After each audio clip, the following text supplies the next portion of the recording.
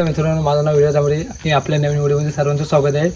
आज आपल्या समोर बघताय सचिन दादा आपल्या गावचे सरपंच म्हणून आलेले आहेत. बघूया आज त्यांच्याकडे विचार येऊ. आज आता इलेक्शन झाले, बघताय आता या म्हणजे इलेक्शन झाल्यानंतर आपल्या गावात कोणती सुविधा केली पाहिजे ती आज त्यांना विचारू.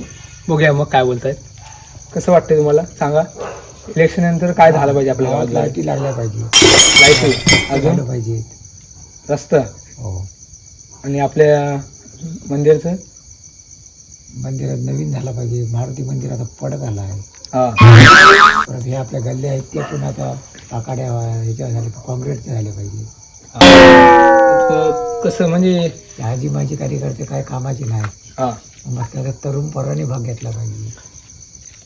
या व्हिडिओमध्ये तुम्ही काय सांगाल त्यांना, कसं काय करू शकता तुम्ही या लवकरच्या लवकर?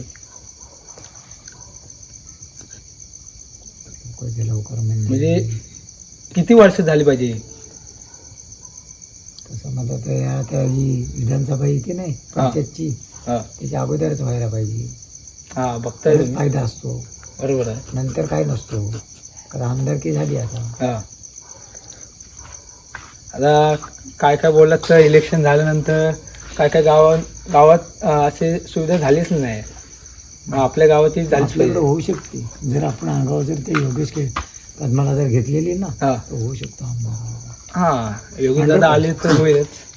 50% तरी गाव नक्कीच तो कव्हर करू शकतो. आपलं काय गाव एवढा मोठा नाही आहे, तसल्या माणसाला कॅचअप करायला. अजून काय तुमचं मत? एवढं ओके, ठीक आहे. चला मग, तुम्हाला व्हिडिओ आवडले असेल नक्की लाईक करा, शेअर, कमेंट करा.